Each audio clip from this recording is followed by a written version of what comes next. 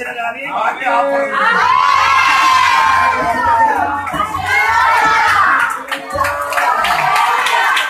రేపుడు గురించి ఏం చేయకూడదు. రేపుడిని నడిపించిన కందగా ఆదివారం నుండి శనివారం వరకున్న ఆ గ్రహ శక్తి నీ మీద టచ్ చేయలేదు.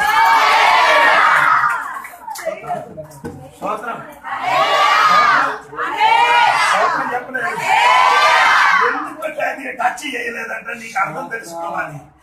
యోబు గ్రంథము 38 అధ్యాయం 38 అధ్యాయం 31, 32 వాక్యం త్వరగా చదవండి. స్తోత్రం. మీ చదవలేక గట్టిగా చదవండి. నీకు ఎమక్కలు ఉన్నా కాబట్టి శబ్దం బయటికి రాదు. పూర్తిగా నక్షత్రములు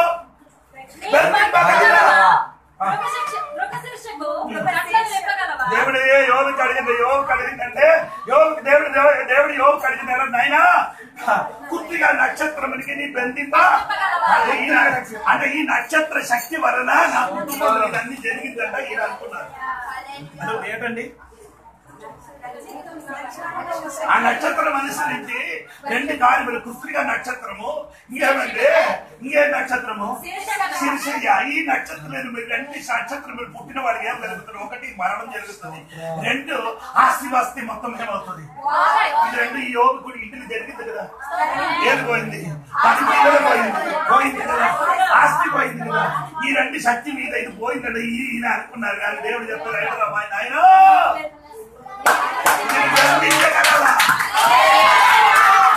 గ్రహ శక్తికి నువ్వు అది ఆవిడ జవాబు చెప్పలేదు, ఆయన ఏం చెప్పలేదు. కానీ యేసుక్రీస్తు జవాబు చెప్పారు. యేసుక్రీస్తు శిలువలు మరణించినప్పుడు ఆకాశంలో సూర్యుడు చంద్రుడు ఏమైంది? ఆ శక్తి ఏమైంది? స్తోత్రం కలిగింది. ఒకటి ఆయన మరణం వలన ఆ గ్రహ శక్తి మనలో నుండి ఏమైంది? 2 ఒకసారి పుట్టిన వాడికే ఈ శక్తి మొత్తం తగులుతుంది. ఒకసారి పుట్టితే ఏ శక్తి? నాన్న తల్లి అమ్మ నాన్న నుండి పుట్టిన వాడికి శక్తి, రెండోసారి జన్మించిన వాడికి రెండోసారి ఏమంటే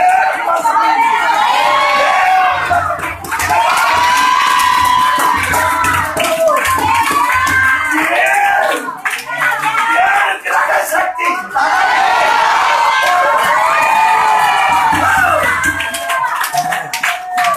మహారాజు చెప్పిన మాట చెప్పండి. పగడి సూర్యుని రాత్రి ఏమి తాగలదట. పగడి సూర్యుడు చంద్రుడైనా ఏ గ్రహ శక్తి అయినా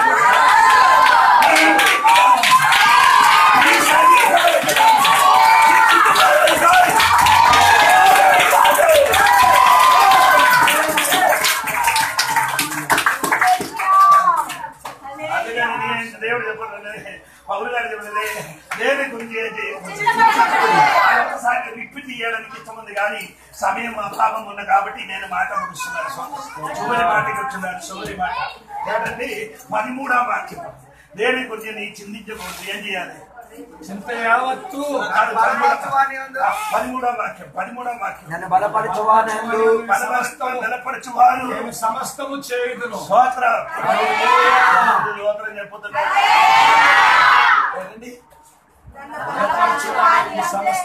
అతిథి గారు వాక్యం చెప్పినప్పుడు ఒక మాట చెప్పారు. మీకు అర్థమైందో లేదో నాకు తెలియదు.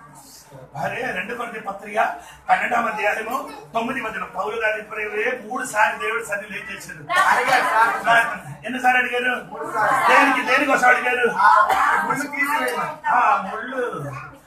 ముళ్ళు కాదు, శూలం. అది వేరే భాషలో శూలం అంట. బంధం ఏమండి?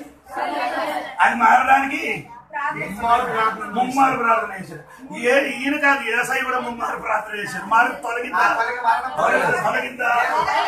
కొన్ని తొలగదు, కొన్ని తొలగదు.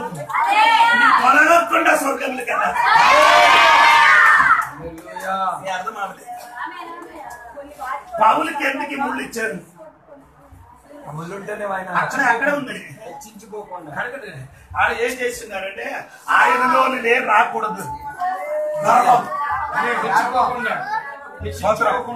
ఆయన లేరు రాకూడదు. ఇచ్చిన కారణం హెచ్చింప ఉండకుండా అంటే ముళ్ళు తీసి వేసినందుకు ఈయన దేవుడి కృప నుండి పడిపోతుంది.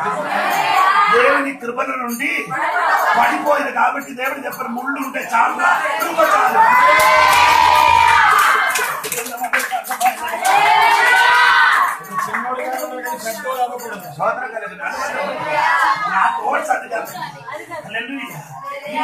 ఈ ముళ్ళు ఇచ్చిన కారణం ఏమిటో తెలుసా? హెచ్చింపబడతాయి. ఈయన ఎందుకు హెచ్చింపబడతారు? ఈయనకి భయంకరమైన దర్శనం ఉంది. ఈయన దర్శనం ఈయనకి హెచ్చింపు వచ్చింది. ఈ దర్శనం ఈయనకి ఈ హెచ్చింపు వచ్చింది అని ఆ హెచ్చింపు వచ్చిన కాబట్టి దేవుడు ఏం చేశాడు? పట్టుకోవడానికి ఒక ముళ్ళు పెట్టాడు. దేవుడు దాన్ని ప్రార్థన చేశాడు. అది ఏంటి ముళ్ళు అండి? గలాతీ పత్రిక 4వ అధ్యాయము 13-14 వాక్యం. అది కూడా చదివి దాని మాట ముగుస్తాను తండ్రి. స్తోత్రం కలిగిన కాదు. గలాతీ పత్రిక 4వ అధ్యాయం 13-14 ఈ వాక్యం అమ్మా ఒక్కటి చదవండి. మీరు నాకు అన్యాయం చేయలేదు. మొదటిసారి శరీర దౌర్బల్యము కలిగినను నేను సువార్త మీకు ప్రకటించినని మీరు ఎరుగుదురు. ఏంటండి? శరీర కలిగిన తర్వాత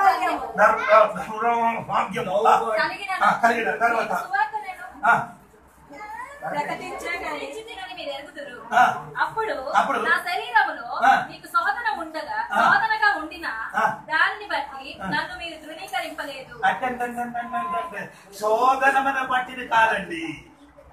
ఈ శరీరం ఈయనకి ఎక్కువ దెబ్బలు తినేది. ఎక్కువ ఆ దెబ్బలు తిన్న గాయాలు ఇప్పుడు కూడా ఏమవ్వలేదు, మారలేదు కదా. ఇప్పుడు కూడా ఎండిపోగలేదు. అది ఇప్పుడు కూడా ఎండిపోగలేదు. అది ఇప్పుడు ఎలా ఉంది?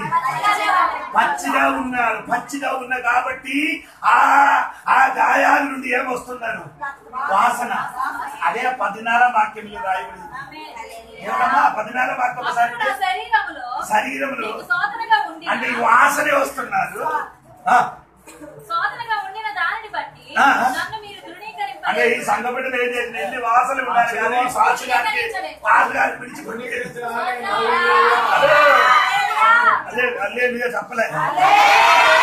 ఈ వాసన కలిగి పరిచయం చేస్తున్నారు. అప్పుడు కూడా సంఘ బిడ్డలు ఏం చేయరు? ఈ వాసన కంపు కొట్టినప్పుడు పాసుగారికి ఏం చేయలేదు. సోదరం సోదరం కలిగిన సోదరం చెప్పాలి. సంఘ బిడ్డలు దైవదాసునికి ఏం చేయలేదు. అంటే ఈ వాసన మారడానికి పౌలు ముమ్మారేం చేశాడు? ప్రార్థన చేసినప్పుడు దేవుడు ఎప్పుడు ఏమని చెప్పారంటే స్తోత్రం ఏం చెప్పారు? నా శక్తి నీకు చాలు. కావాలంటే రోగం ఉంటే చాలడా? శక్తి ఉంటే చాలు. శరీర రోగం ఉంటే నో ప్రాబ్లం.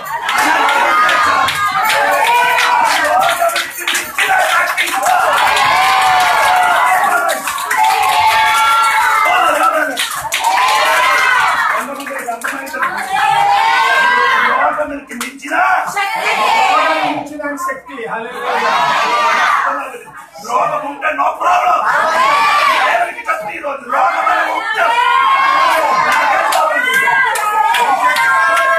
శక్తి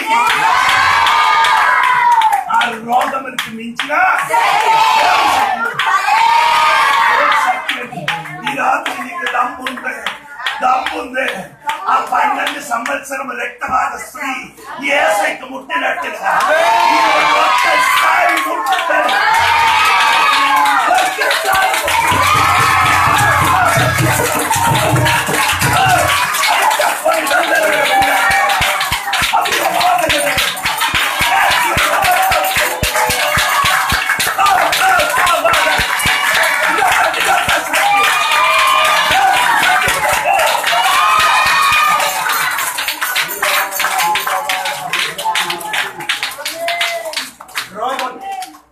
12 సంవత్సరం.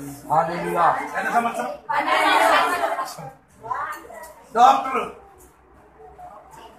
డాక్టర్ ఎన్ని డాక్టర్ ముట్టేది 2 3 ఉన్న డబ్బులు మొత్తం ఉన్న డబ్బు మొత్తం ఏమైంది?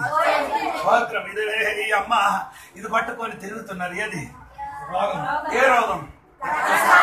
ఎవరికి చెప్పడానికి రక్తబాధ ఉన్న స్త్రీకి ముట్టితే తెల్లవారి నుంచి సాయంత్రం వరకు అపవిత్రుగా కూర్చాలి. స్తోత్రం. అపవిత్రుగా రాలేదు. కొందరికి మెన్సెస్ అయితే కొందరికి నెలసరి అయితే వంటలు చేయనివ్వరు, ఇంట్లో కాలుతో తొక్కాలి. దేవుడు ఇచ్చిన బహుమానం రా.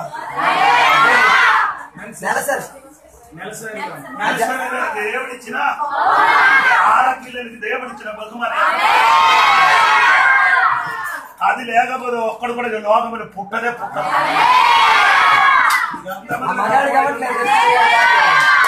నీకు బయటికి పారవేసినప్పుడు కదా నీ కూడా బయటికి రాదు. నీ తల్లికి అది ఆగిపోతే నువ్వు కూడా పుట్టము. అది రావట్లేదు కదా, అది బాధ. ఒకటి వర్షం 12 డబ్బులు ఖర్చులైంది. 3 అన్ని డాక్టర్ అమ్మకి ముట్టారు. అన్ని డాక్టర్ వచ్చి ముట్టారు. కానీ ఇప్పుడు ఏం చేశారంటే ఇప్పుడు అమ్మ డాక్టర్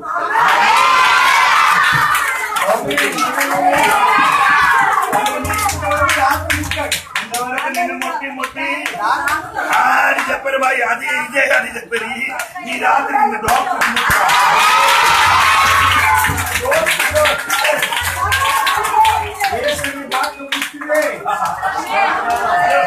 నీ ముట్టితే నిన్ను ముట్టితే డబ్బు పోతుంది. నీ డాక్టర్ నిన్ను ముట్టితే నీ డాక్టర్ ని ముట్టితే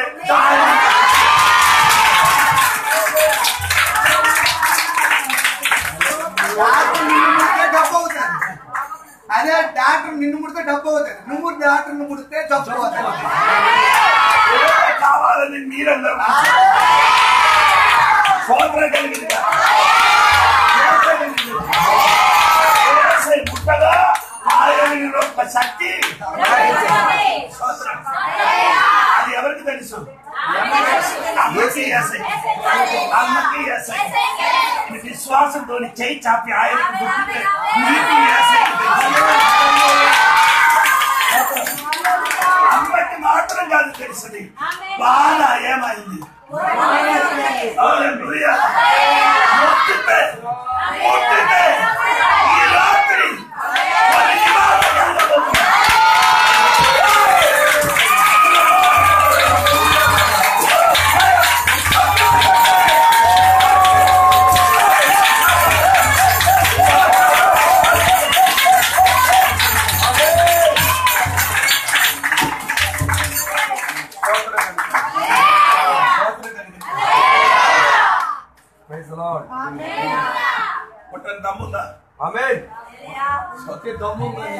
దమ్ముందా?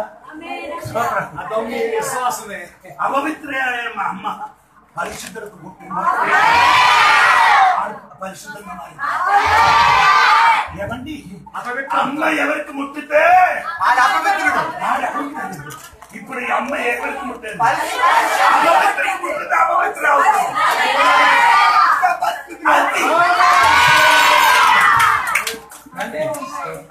దేవుడు విన్నట్టు సారక్కుందండి.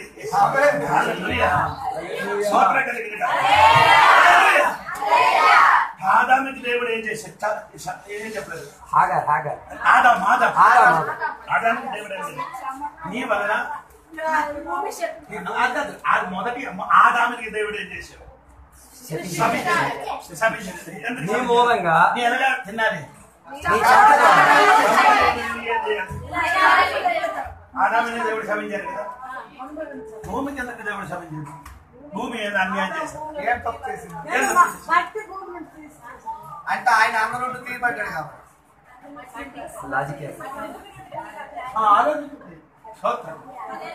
దేవుడు భూమికి ఏం చేశాడు? కాదు, ఆదాము ఫలం తిన్నప్పుడు చచ్చిపోయారు, అపవిత్రంగా మారింది. భూమి ఎలా ఉంది? పవిత్రంగా ఉంది. ఈ అపవిత్ర అయిన వాడు చచ్చిపోతే అదే భూమిలో పాత పెట్టకూడదు. మీకు అర్థమైందా? పవిత్రమైన భూమిలోన అపవిత్రుడైన ఆదాము శపించబడిన వాడిని బాధ పెట్టకూడదు. అందుకని దేవుడు కాబట్టి దేవుడు ఏం చేశాడు?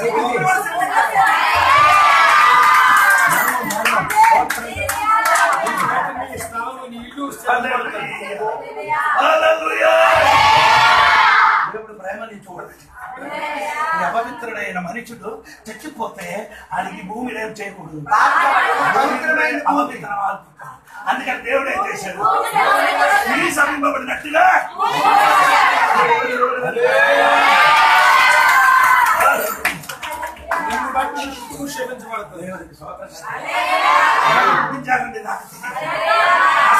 పరిశుద్ధాలు గట్టిగా తెలియలేదు. నా శరీరం అగ్గి మండినట్టు అవుతుందా?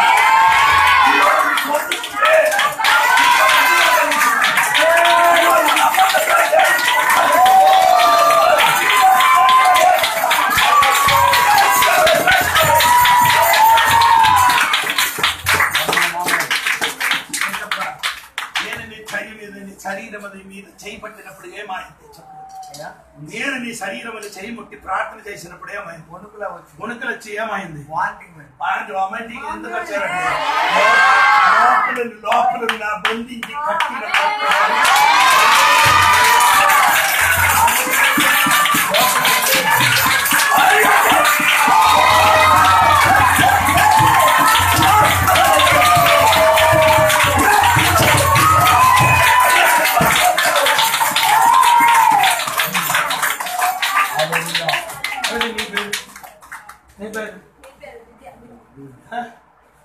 దివ్యకు కూడా తీసుకొని మంత్రాలు చేసి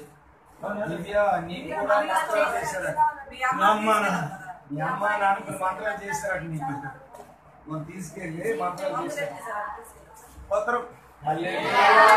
రాత్రి ఆడికొచ్చి కూడా నేను ప్రార్థించాను. విడుదల కలుగుతున్నాను. దేవునికి నీ ముట్టత నీలో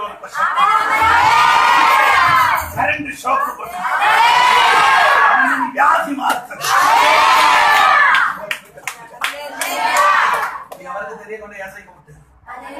ఏసై ఏం చేశారు?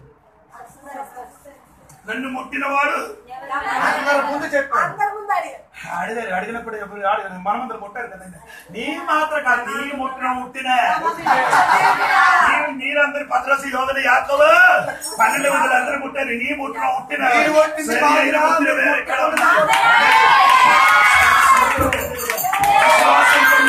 ఒక అమ్మాయికి అందరూ నా మీద పడుతున్నారా?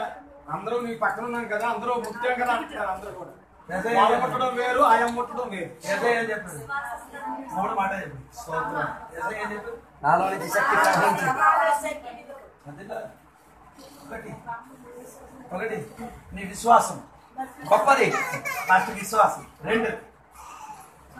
రెండు శక్తి నాలో నుంచి ప్రవహించింది. మత్తయి సువార్త 9వ అధ్యాయం. శక్తి నాలో నుంచి ప్రవహించింది. నీ రోగం మీరందరూ తెలిసినట్టుగా ఉంటున్నట్లుగా ఉందండి. 3 మాట దేవుడు చెప్పారు. 9వ అధ్యాయం దొరికిందా? 9వ అధ్యాయం దొరికిందా? సరే, నేను కూడా చెప్తానండి. అమ్మ స్తోత్రం కలిగింది. కరెంటు పోయిన కాబట్టి మొత్తం పోయింది. కరెంటు పోయిన కాబట్టి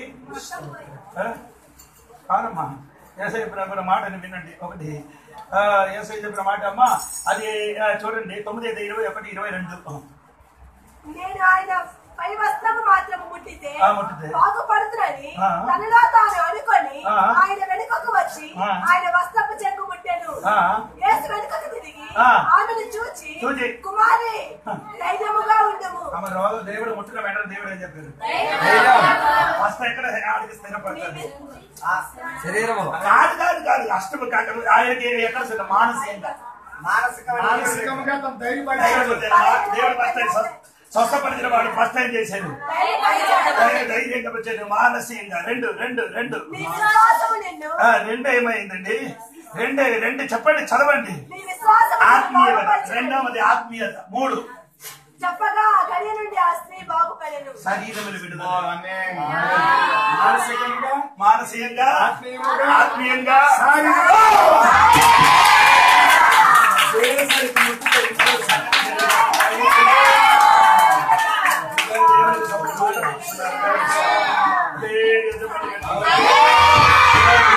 ఎంతమంది పుట్టడానికి రెడీ ఉంటారు. కన్ను మూసుకొని ప్రార్థన. మధురమాన గడగదనగ శాంతి అందరి మోకలు జరిగి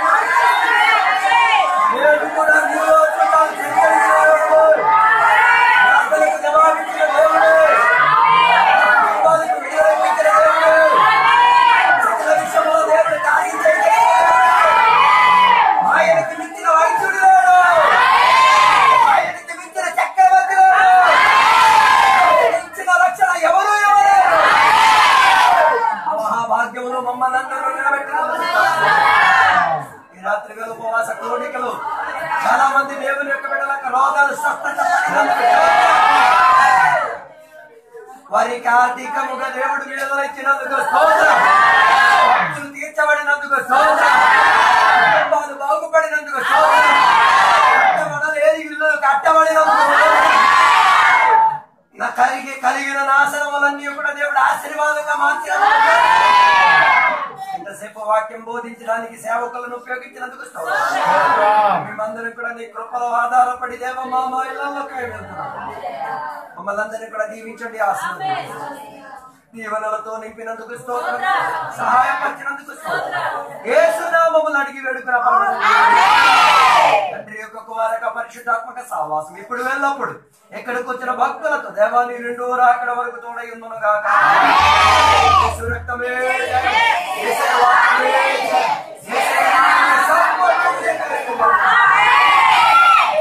హల్లెలూయా.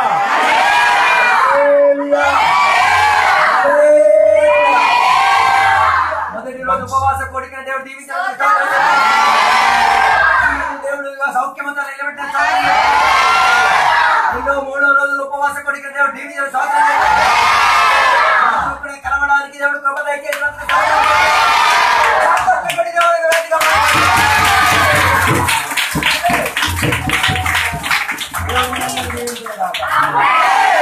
మంచిది. రేపు ఉదయం సెక్షన్ ఉంది, అలాగే సాయంత్రం కూడా మనకు సేవకులు వస్తూ ఉన్నారు.